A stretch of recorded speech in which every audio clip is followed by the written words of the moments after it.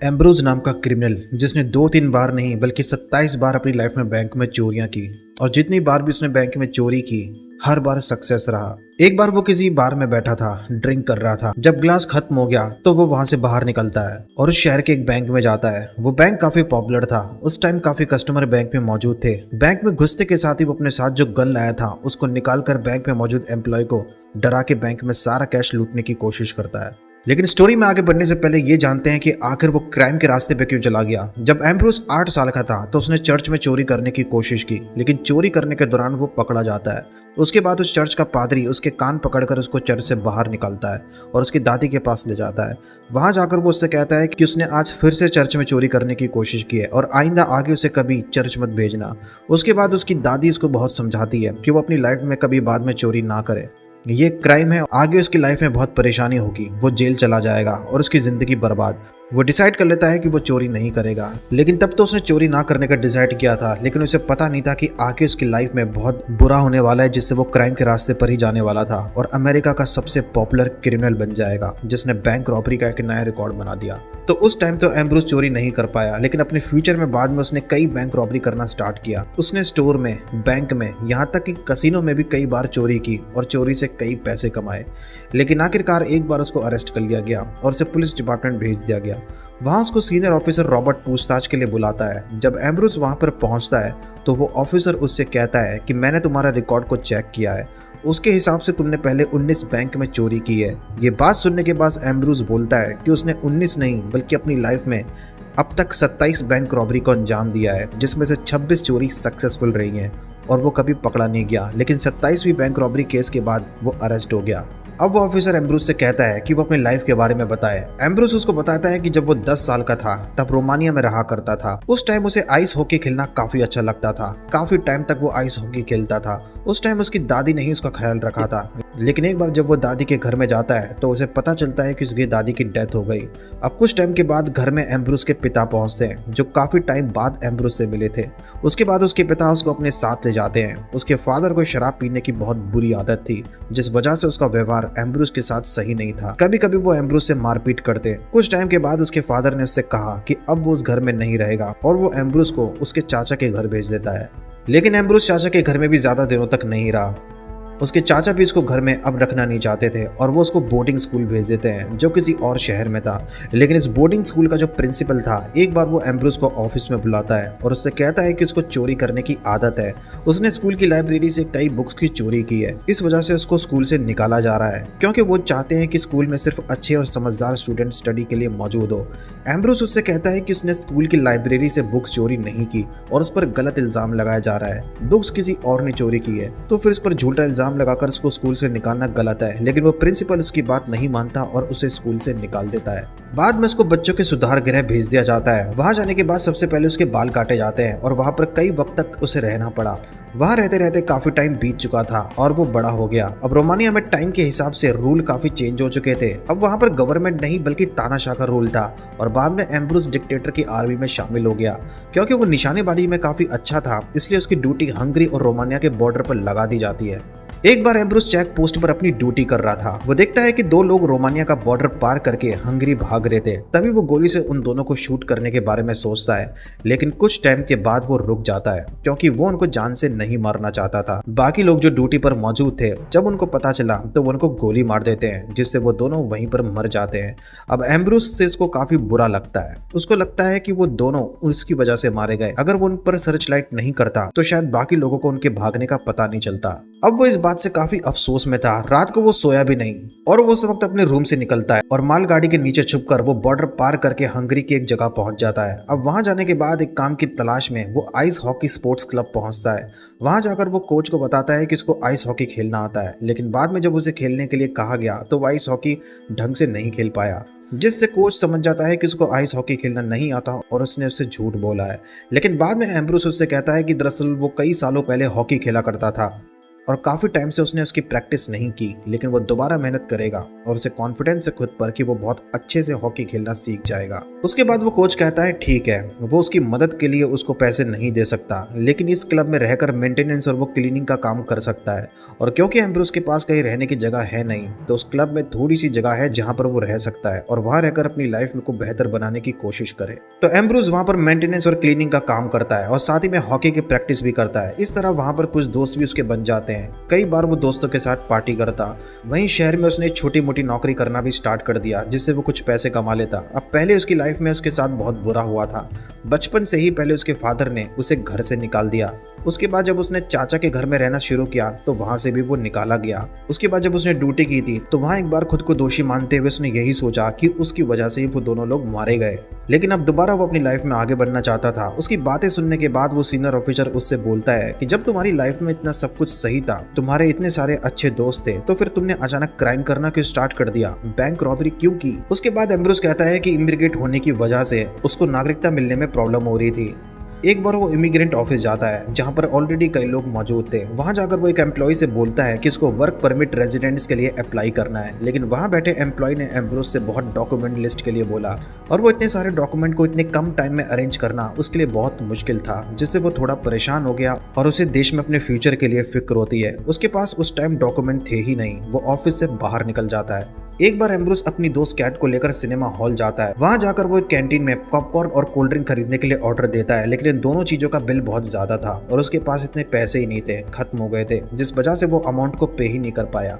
उसकी दोस्त कैट ने ही वो सारे पैसे दिए, जिससे एम्ब्रोस को बिल्कुल सही नहीं लगता और उसे यही लगता है कि उसे लाइफ में अब ज्यादा से ज्यादा पैसे कमाने चाहिए, क्योंकि बिना पैसों के तो वो शहर में ज्यादा दिनों तक नहीं रह पाएगा। उसको पता था कि इसको घर खरीदने के लिए और कुछ महंगी चीजों को खरीदने के लिए भी काफी पैसों की जरूरत पड़ेगी, जो उसके पास थे ही नहीं। अगले दिन एम्ब्रोस आइस हॉकी क्लब में अपने एक दोस्त से बोलता है कि वो अपने अंकल से बोलकर उसको नागरिकता दिलाने में मदद करे। उसके दोस्त के अंकल एक मिनिस्ट्री ऑफिस में काम करते थे। उसके बाद उसका दोस्त एम्ब्रोस को अपने अंकल से मिलने के लिए बोलता है। उसके बाद एम्ब्रोस अपने दोस्त के अंकल से मिलता है, जिसका नाम था मार्टिन, और बातचीत के दौरान उसको नागरिकता दिलवाने के लिए रिक्वेस्ट करता है और साथ में वो एक एनवेलप भी लाया था जिसमें कुछ पैसे रखे हुए थे। लेकिन वो शख्स उससे बोलता है कि इतने पैसे नागरिकता दिलवाने के लिए काफी नहीं है, मिनिस्ट्री में बहुत लोग हैं जिनको रिश्वत देनी पड़ेगी, तो कुछ और पैसों की जरूरत पड़ेगी, तब जाकर उसका काम हो पाएगा। जिस पर एम्ब्रोस कहता है कि अभी उसके पास इतने पैसे नहीं है, लेकिन वो पूरी कोशिश करेगा कि वो पैसों का इंतजाम जल्द से जल्द करे। उसके बाद मार्टिन वहां से चला जाता है और जाते जाते वो एम्ब्रोस से बोलता है कि वो उसको कॉल करेगा, उसने पैसे का इंतजाम किया या नहीं। उसके बाद काफी दिन बीत जाते हैं, लेकिन एम्ब्रोस अभी भी दुखी था। उसको नहीं लग रहा था कि उसको नागरिकता मिल पाएगी और उसने खुद मार्टिन को कई बार कॉल करने की कोशिश की, लेकिन कभी कभी उसका फोन नहीं लगता तो कभी वो फोन पिक नहीं करता। एक बार वो अपने फ्री टाइम में हंगरी के मिनिस्ट्री ऑफिस जाता है जहां पर मार्टिन मौजूद था, लेकिन जब मार्टिन उसको देखता है तो काफी भड़क जाता है और उससे बोलता है कि क्या तुम मेरा पीछा कर रहे हो। वो उसको वार्निंग देकर कहता है कि इस केस में जो भी कुछ होगा वो मैं तुम्हें बता दूंगा, लेकिन अगली बार तुमने मेरा पीछा करने की कोशिश की तो मैं तुमको कंट्री से डिपोर्ट करवा दूंगा। वैसे भी तुम अपना काम करवाने के लिए मेरे पास आधे पैसे लेकर आए थे, अगर तुम्हें काम जल्दी करवाना है तो तुम्हें और पैसे देने पड़ेंगे। कुछ दिन के बाद एम्ब्रोस कैट के घर डिनर के लिए पहुंचता है। जब वो डिनर कर रहे थे तो कैट के पेरेंट्स एम्ब्रोस से पूछते हैं कि उसके माँ बाप कहाँ पर हैं। इस पर एम्ब्रोस कहता है कि बचपन से ही उसकी माँ उसके घर से चली गई थी और उस वक्त वो उस दुनिया में जिंदा भी है या नहीं इसको नहीं पता, और उसकी दादी ने ही उसको पाला है। उसने ये भी बताया कि एक बार वो बच्चों के सुधार गृह में गया था जहाँ पर उसको कई टाइम तक रहना पड़ा।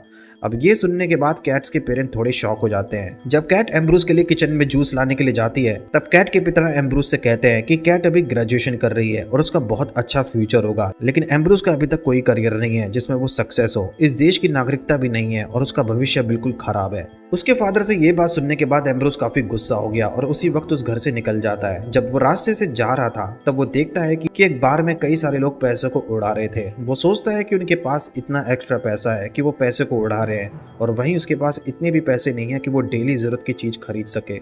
एक बार एम्ब्रोस एक शहर में पोस्ट ऑफिस को देखता है। उस पोस्ट ऑफिस के गेट पर एक गार्ड मौजूद था जो गेट को ओपन कर रहा था।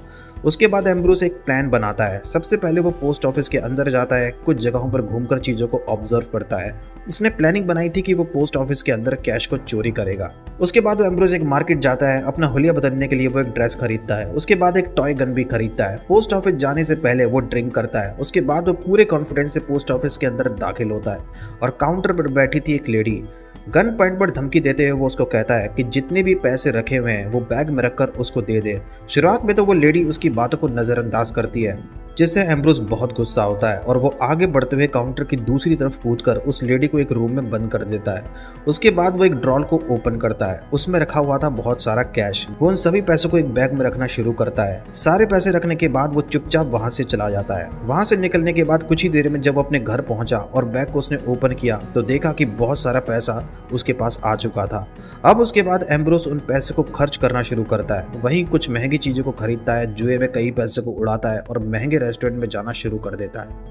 उसके बाद वो पैसे लेकर मार्टिन के मिनिस्ट्री ऑफिस पहुंचता है। वहां उसको पूरे पैसे दे देता है और बाद में उसको नागरिकता भी मिल जाती है और वो कुछ और चुराए पैसों से गाड़ी खरीदता है। उस गाड़ी से वो सीधा यूनिवर्सिटी के बाहर पहुंचता है जिसमें कैट जाती थी और वो कैट को एक बहुत महंगा गिफ्ट देता है, जिससे कैट बहुत खुश होती है। उसके और भी दोस्त थे जो आइस हॉकी क्लब में हॉकी खेलते थे, वो भी हैरान थे और वो उससे पूछते हैं कि तुम्हारे पास इतना पैसे कहाँ से आए। इस पर एम्ब्रूस कहता है कि उसने न्यू इम्पोर्ट एक्सपोर्ट का बिजनेस स्टार्ट किया है जिसमें वो काफी अच्छा पैसा कमा रहा है। लेकिन कुछ टाइम के बाद उसने जितने भी पहले पैसे चुराए थे उसमें ज्यादातर पैसे अब खत्म हो चुके थे और बस एक नोट की गड्डी बची हुई थी। उसके बाद एम्ब्रूस सोचता है कि उसे दोबारा पोस्ट ऑफिस में चोरी करनी पड़ेगी, लेकिन इस बार वो जो प्लानिंग बनाएगा उसके अकॉर्डिंग कोशिश की जाएगी कि वो एक ही बार में ज्यादा से ज्यादा पैसे चुरा ले।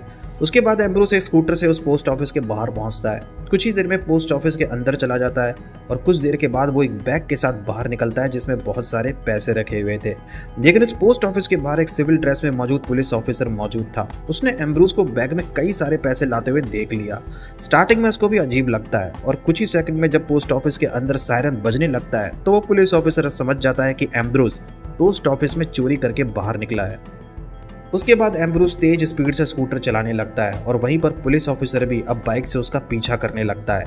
लेकिन एक बार स्कूटर को टर्न करते वक्त टायर का पहिया फिसल गया और एम्ब्रूस नीचे गिर जाता है। उसके बाद वो भागते भागते आगे बढ़ता है और वहीं पर ऑफिसर बाइक से ही उसका पीछा कर रहा था। अब उसको भी लगता है कि अब उसे नदी में कूदना पड़ेगा वरना वो उस तक पहुंच जाएगा और वो नदी में कूद जाता है और वहां से बचकर वो निकल जाता है। उसके बाद उस पोस्ट ऑफिस में उसने बहुत पैसे जो चुराए थे वो कई दिनों तक उसने खर्च किए। जब सारे पैसे खत्म होते हैं तो इस बार वो एक बैंक में चोरी करता है। जब भी चुराए हुए पैसे खत्म हो जाते तो वो दोबारा शहर के एक और बैंक में चोरी करता या पोस्ट ऑफिस में चोरी करता। अब एक टाइम के बाद उसके द्वारा की गई बैंक रॉबरी काफी फेमस हो गई और जब भी वो बैंक में या पोस्ट ऑफिस में चोरी करने के लिए पहुंचता तो उससे पहले वो विस्की पीता था। उसका मानना था कि चोरी करने से पहले अगर वो ड्रिंक करेगा तो वो हमेशा चोरी करने में सक्सेस रहेगा और बाद में हुआ भी ऐसा ही। कई बार एम्ब्रोस बैंक रॉबरी की थी, उसकी न्यूज वो खुद न्यूज़पेपर में पढ़ता था जिससे वो बहुत खुश होता। एक बार एम्ब्रोस आइस हॉकी क्लब में हॉकी खेल रहा था, तभी वहां पर वो एक शख्स से मिलता है जो कि एक बहुत अच्छा हॉकी प्लेयर था। बाद में इन दोनों की अच्छी दोस्ती हो गई।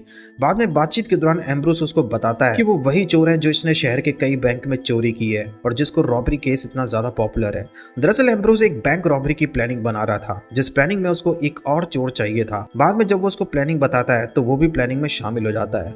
अब बहुत ही बड़े और पॉपुलर बैंक के अंदर वो दोनों दाखिल होते हैं। उन दोनों के हाथ में एक पिस्टल थी। बैंक के अंदर जाते ही एम्ब्रोस बैंक में मौजूद सभी एम्प्लॉयज को जहां पर वो मौजूद थे वहीं पर रहने के लिए बोलता है।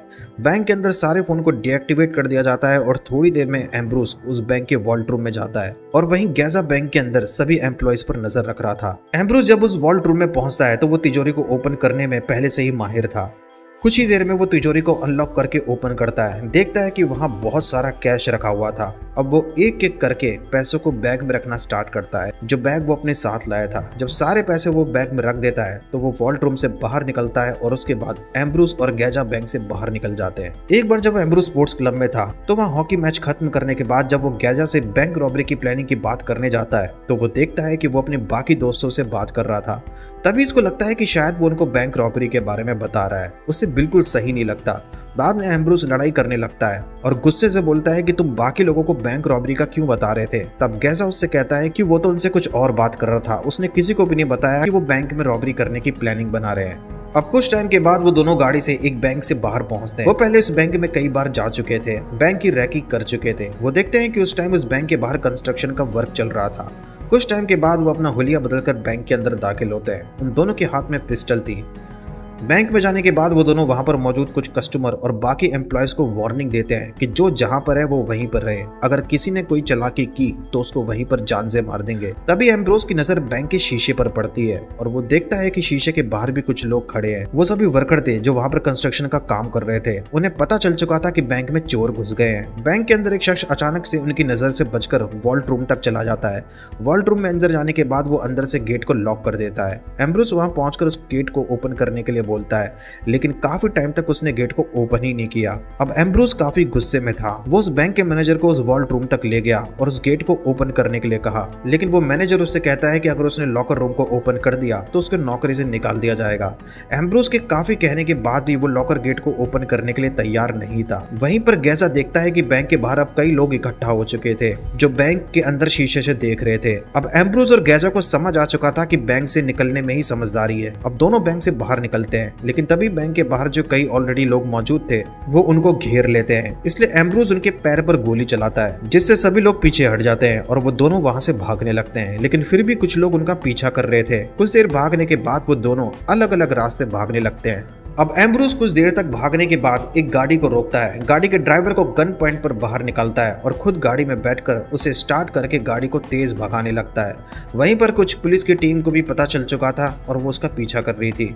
उसके बाद एम्ब्रोस गाड़ी की स्पीड को और तेज कर लेता है और बहुत तेज स्पीड में वो गाड़ी को चलाता है। उस रास्ते पर ऑलरेडी थोड़ा ट्रैफिक था और एम्ब्रोस ने गाड़ी की स्पीड काफी तेज कर रखी थी, जिससे गाड़ी की टक्कर हो जाती है और एक भयंकर एक्सीडेंट होता है। अब उस गाड़ी की भी हालत खराब हो गई थी। जैसे ही पुलिस ऑफिसर को पता चलता है गाड़ी का एक्सीडेंट हो गया, वो वहां पर पहुंचते हैं। गाड़ी के गेट को तोड़कर उसे ओपन किया जाता है, लेकिन वो देखते हैं कि गाड़ी में कोई था ही नहीं। एम्ब्रोस कब का वहां से भाग चुका था। वहीं एम्ब्रोस अपने घर पहुंचकर अपने घाव को ठीक करने की कोशिश कर रहा था। वो काफी घायल हो चुका था। कुछ टाइम के बाद अचानक उसको घर के गेट पर कुछ आहट सुनाई देती है। उसे लगता है कि कहीं पुलिस की टीम को उसके ठिकाने का पता तो नहीं चल गया, लेकिन वो पुलिस नहीं थी बल्कि कैट थी। उसके घर जाने के बाद कैट को उसके घर में एक बैग मिलता है जिसमें कई सारे पैसे रखे हुए थे। वहीं पर एक पिस्टल भी रखी हुई थी। अब वो समझ जाती है कि एम्ब्रोस क्या काम करता है और वो इतने सारे पैसे कैसे कमाता है। उसके बाद कैट उसके घर से चली जाती है। कुछ टाइम के बाद एम्ब्रोस और गीजा एक जगह पर मिलते हैं और वो दोनों मानते हैं कि पिछली बार उन्होंने जो बैंक रॉबरी की थी उस प्लानिंग में काफी गलतियां थी। इसलिए एम्ब्रोस गीजा से कहता है कि उन दोनों को एक एग्रीमेंट करना होगा। अगर पुलिस की टीम उन दोनों में से किसी एक को अरेस्ट कर लेती है और बाद में उससे पूछताछ की जाती है तो बाद में वो दूसरे के ठिकाने का पता उनको नहीं बताएगा। कभी भी स्टार्टिंग के 3-4 घंटे में वो नहीं बताएगा कि दूसरा क्रिमिनल कहाँ पर है, ताकि उसको बॉर्डर पार करके दूसरे देश जाने का टाइम मिल जाए। उसकी ये कहानी सुनने के बाद वो सीनियर ऑफिसर रॉबर्ट उससे कहता है कि मैं तुमको सजा दिलवाने के लिए काफी कोशिश करूंगा और उस पर बैंक रॉबरी केस के साथ साथ मर्डर का भी इल्जाम लगाऊंगा। जिस पर एम्ब्रोस कहता है कि उसने पहले ही उसको सब कुछ सच सच बताया है, कॉर्पोरेट किया है, तो आखिर वो उस पर मर्डर का झूठा इल्जाम क्यों लगाना चाह रहा है। जिस पर वो ऑफिसर रॉबर्ट कहता है दरअसल बैंक रॉबरी में एक पुलिस ऑफिसर का एक स्टेटमेंट है कि उसने बैंक में कई लोगों पर गोली चलाई है। जिस पर एम्ब्रोस कहता है कि उसने कभी भी लोगों पर गोली नहीं चलाई, उसने तो बैंक के शीशे को तोड़ने के लिए शीशे पर गोली चलाई थी। इससे दोबारा एम्ब्रोस उसको बताता है कि कैसे उसने शहर की सबसे बड़ी बैंक रॉबरी की प्लानिंग बनाई थी। तो जब एम्ब्रोस और गैजा बैंक रॉबरी का डिसाइड कर लेते हैं और शहर के सारे मैप को स्टडी करने के बाद प्लानिंग बनाने के बाद वो दोनों उस बैंक में जाते हैं। वहां जाने के बाद एम्ब्रोस वहां के सिक्योरिटी गार्ड को शीशे का बना हुआ गेट को लॉक करने के लिए बोलता है। वो शीशे को गेट को लॉक कर देता है और चाबी एम्ब्रोस को दे देता है। अब एम्ब्रोस उन चाबियों को लेकर उस बैंक के वॉल्ट रूम में जाता है और वहीं पर गैजा बैंक के अंदर सभी एम्प्लॉय को बंधक बना लिया था। सभी को वो गन पॉइंट पर वार्निंग दे रहा था। अब एम्ब्रोस वॉल्ट रूम के अंदर जाने के बाद गेट की चाबियों को एक जगह पर रख देता है और वहां पर रखा सारा कैश एक बैग में रखना स्टार्ट करता है। उसके बाद सारा कैश लेकर वो वॉल्ट रूम से बाहर निकलता है और उसके बाद वो और गैजा बैंक से बाहर निकलने वाले थे, लेकिन वो देखता है कि शीशे का डोर जो था वो लॉक था। उसकी जो चाबियां थी वो एम्ब्रोस से लॉकर रूम में ही रह गई थी जब तक वहां पुलिस की टीम भी पहुंच चुकी थी। अब जल्दबाजी में वहां से निकलने के लिए एम्ब्रोस शीशे के डोर पर गोली चला देता है, जिससे सभी पुलिस ऑफिसर डर के मारे नीचे झुक जाते हैं। मौका देखकर वो दोनों उस शीशे के गेट को तोड़कर वहां से भागने लगते हैं। वहां से भागकर वो एरिया से बाहर निकलते हैं और एक टैक्सी में बैठ जाते हैं और टैक्सी का ड्राइवर उन दोनों को स्टेशन ले जाता है। अब पुलिस की टीम ने उनको ढूंढना स्टार्ट कर दिया था। सभी गाड़ियों को चेक किया जा रहा था। पुलिस को पता था कि वो किस रूट के जरिए वहां से भागे थे, इसलिए इस पूरे रास्ते पर उन्होंने नाकाबंदी कर दी। अब उन दोनों को उस टैक्सी से बाहर निकलना पड़ता है और वहीं पर ब्रिज पर मौजूद पुलिस की टीम को पता चल जाता है कि वो भाग रहे हैं। अब पुलिस की टीम उनका पीछा करती है। वहीं पर वो दोनों भागते भागते रेलवे स्टेशन तक पहुंच चुके थे। एम्ब्रोस रेलवे स्टेशन के अंदर जाकर सीढ़ियों के दूसरी तरफ कूदकर वहां से भाग जाता है, लेकिन गैजा वहां से भाग नहीं पाता और पुलिस की टीम उसको अरेस्ट कर लेती है। बाद में एम्ब्रोस को भी पता चल चुका था कि गैजा पकड़ा जा चुका है, इसलिए वो अपने रूम में जाता है और वहां से सारा कैश और जरूरी सामान बाहर निकलता है और फिर वो हंगरी देश का बॉर्डर पार करके भागने की प्लानिंग बनाता है। और वहीं पर गैजा पुलिस कस्टडी में था। उससे कहा जाता है कि वो दो लोग थे, उन दोनों ने मिलकर शहर के कई बैंक में चोरी की थी। फिर उससे पूछा जाता है कि वो दूसरा क्रिमिनल का नाम क्या है और वो कहाँ पे रहता है, वो उसको बता दे, जिस पर गैजा बताने से मना कर देता है। तभी कुछ देर के बाद वहां दूसरा पुलिस ऑफिसर आता है और वो उसको पीटने लगता है। उससे लगातार पूछा जाता है कि दूसरा क्रिमिनल कहाँ पर है, वो उनको बता दे, लेकिन फिर भी कई वक्त तक गैजा उनको नहीं बताता। उसके बाद वो सभी पुलिस ऑफिसर इंट्रोगेशन रूम से बाहर निकलते हैं और वो बात करते हैं कि शायद गैजा उनको उलझाने की कोशिश कर रहा है, इसलिए उनको वहां पर चालाकी से काम लेना होगा। वो जानते थे कि शुरुआत में वो कुछ नहीं बताएगा। उसके बाद गैजा को दूसरे इंट्रोगेशन रूम में भेज दिया जाता है। कुछ घंटे बाद उसे दोबारा पूछताछ की जाती है। गैजा उनसे पूछता है कि टाइम कितना हुआ है, जिस पर एक पुलिस ऑफिसर कहता है कि अभी 8:30 बजे हैं। उस रूम में एक वॉल क्लॉक लगी हुई थी। गैजा उससे पूछता है कि क्या इस घड़ी की टाइमिंग सही है। वो पुलिस ऑफिसर हाथ में पहनी घड़ी की टाइम को चेक करता है और कहता है कि हाँ, टाइम बिल्कुल सही है। तब गैजा उस पुलिस ऑफिसर को एम्ब्रोस का नाम और उन्होंने अब तक शहर में कितनी चोरियां की है और एम्ब्रोस कहां पर रहता है वो उसको बता देता है, क्योंकि अब उसको पकड़े हुए लगभग 4 घंटे बीत चुके थे और अब उसको लग रहा था कि एम्ब्रोस बॉर्डर पार करके भाग चुका होगा। वहीं पर एम्ब्रोस हंगरी के बॉर्डर पर पहुंचने वाला था और बॉर्डर क्रॉस करने वाला था। बॉर्डर पर खड़ा पुलिस ऑफिसर उसके डॉक्यूमेंट चेक करने के लिए बोलता है। एम्ब्रोस उसको डॉक्यूमेंट दे देता है। उसके कुछ देर के बाद वो पुलिस ऑफिसर उसकी गाड़ी के गेट को ओपन करता है और उसमें बैठ जाता है। उसके बाद वो बोलता है कि उस गाड़ी का पीछा करो, जो एक पुलिस की गाड़ी वहीं से तब निकली थी। उस ऑफिसर को डिपार्टमेंट से पहले ही खबर मिल गई थी और उन्हें पता चल गया था कि एम्ब्रोस एक चोर है और वो वहां से भागने की कोशिश कर रहा है। अब मीडिया में भी ये काफी न्यूज पॉपुलर हो जाती है कि 2 चोर जिन्होंने शहर में एक के बाद एक बैंक रॉबरी की थी वो अरेस्ट हो चुके हैं। ये न्यूज आइस हॉकी क्लब के एम्ब्रोस के सारे दोस्त और वहां कोच भी देख रहा होता है। पता चलने के बाद वो सभी लोग शॉक थे। उनको पता नहीं था कि शहर में जो पहले कई बार बैंक रॉबरी हुई थी वो एम्ब्रोस और गीजा नहीं की थी। उसके पकड़े जाने की खबर कैट को भी पता लगती है। बाद में वो उससे मिलने के लिए जेल में पहुंचती है, जहां पर एम्ब्रोस कहता है कि उस केस में एक उसे वकील की हेल्प चाहिए जो उसका केस लड़े और जल्द से जल्द वो जेल से बाहर निकले। अब एम्ब्रोस कैट से कहता है कि वो उसको वो पैसों का बैग दे, जो बैग उसने पहले उसको दिया था जिसमें कई सारे पैसे रखे हुए हैं। लेकिन कैट कहती है कि उसे नहीं पता कि वो किन पैसों की बैग की बात कर रहा है और वो वहां से चली जाती है। अब रॉबर्ट को ये सारी बात बताने के बाद वो उससे कहता है कि मेरे साथ बहुत बुरा हुआ और मैंने कभी भी किसी का मर्डर नहीं किया, लेकिन फिर भी उस पर मर्डर का इल्जाम लगाया गया है। उसके बाद वहां पर एक गार्ड एम्ब्रोस को एक प्राइजन कंटेनमेंट ले जाता है। उससे कहा जाता है कि वो 15 मिनट में उसको वहां से ले जाएंगे। उसके बाद उसे जेल भेज दिया जाएगा जब तक कोर्ट का फैसला फाइनल नहीं होता। सजा के बाद दूसरी जेल में उसको ट्रांसफर कर दिया जाएगा। एम्ब्रोस रॉबर्ट के रूम से लैंप केबल चुरा कर लाया था और उसने फटी हुई चादर से एक रस्सी भी तैयार कर ली थी, जिसकी मदद से वो प्रेजेंट कंटेनमेंट से बाहर निकल जाता है और वहां जंप करके पाइप के सहारे वहीं पर एक बिल्डिंग पर चढ़ जाता है और बिल्डिंग के एक रूम में चला जाता है। वहां पहुंचकर वो वहां की खिड़की से रस्सी के सहारे बहुत ही सावधानी से नीचे उतर जाता है और चालाकी से सबको चकमा देकर एम्ब्रोस वहां से भाग जाता है। वहीं गार्ड दोबारा प्रेजेंट कंटेनमेंट पहुंचता है, देखता है कि वहां पर एम्ब्रोस तो था ही नहीं। वो भी समझ चुका था कि वो तो वहां से भाग गया। वो जब बाहर रोड पर चेक करता है तो उसे एक जगह पर एक रस्सी लटकी हुई नजर आती है। वो समझ चुका था कि वो सबसे पहले बिल्डिंग के एक रूम में गया, वहां से खिड़की को तोड़कर वो रस्सी के सहारे नीचे उतरकर वहां से भाग गया होगा। अब वो फौरन वहां पर एक सायरन बजाता है। उसके भागने की खबर रॉबर्ट को भी पता लग गई थी। भागने के बाद हालांकि एम्ब्रोस काफी टाइम तक आजाद रहा। उसने भागने की भी काफी अच्छी प्लानिंग बनाई और काफी टाइम तक वो पुलिस को चकमा देता रहा। इसलिए यही वजह है कई सालों तक पुलिस की टीम उस तक पहुंच ही नहीं पाई। लेकिन वो ज्यादा सालों तक एक जगह से दूसरी जगह नहीं भाग पाया। इस केस में कई गवाह थे जो पुलिस को सही टाइम पर इंफॉर्मेशन देते हैं कि वो कहां पर होगा। पहले तो कई बार पुलिस को गलत बताया गया और कई बार पुलिस की टीम जब उधर पहुंचती तो उन्हें पता चला कि उन्हें झूठ बताया गया है। एम्ब्रोस वहां पर होता ही नहीं था। लेकिन आखिरकार एक शख्स पुलिस डिपार्टमेंट में कॉल करता है और वो दावा करता है कि उसको पता है कि एम्ब्रोस कहां पर है। पुलिस ने एक बार और ट्राई किया। पुलिस उसकी बताई हुई लोकेशन पर जाती है और पुलिस को एम्ब्रोस उस लोकेशन पर मिल जाता है और उसको अरेस्ट कर लिया गया। उसको 30 बैंक रॉबरी करने के लिए 17 साल की सजा सुनाई जाती है, लेकिन उसके अच्छे व्यवहार की वजह से 12 साल के बाद ही उसे जेल से रिहा कर दिया जाता है। उसके बाद एम्ब्रोस अपनी लाइफ में दोबारा नई शुरुआत करता है और एक अच्छी जिंदगी जीने की कोशिश करता है। लेकिन तब तक एम्ब्रोस के द्वारा की गई बैंक रॉबरी काफी फेमस हो गई थी। एम्ब्रोस इतना ज्यादा फेमस क्रिमिनल बन चुका था कि कई बार उसका इंटरव्यू किया गया। कई बार उसकी बैंक रॉबरी की न्यूज न्यूज़पेपर में छपती रही और कुछ लोग उसको काफी अच्छा भी मानते थे, क्योंकि बैंक में चोरी करने के बाद उसने कई पैसे बाकी लोगों को भी दिए थे जिनको पैसों की जरूरत थी। लेकिन आखिरकार वो क्राइम के रास्ते पर था और उसने क्राइम करके गलत किया था और इसी वजह से उसे जेल में भी इतने टाइम तक रहना पड़ा। बाद में जेल जाने के बाद उसने कभी भी वहां से भागने की कोशिश नहीं की, क्योंकि उसको पता था कि जो उसने किया है उतने साल उसको जेल में रहना चाहिए। उसे अपने किए हुए पर पछतावा था, इसलिए जेल में भी उसका व्यवहार अच्छा था और जेल से सजा पूरी होने के बाद ही वो उस जेल से बाहर निकला। तो इस स्टोरी में इतना ही। अगर आपको स्टोरी अच्छी लगी तो उस वीडियो को लाइक करना, चैनल पे न्यू हो तो चैनल को सब्सक्राइब जरूर करना। मिलता हूं मैं आपसे नेक्स्ट वीडियो में, तब तक के लिए गुड बाय।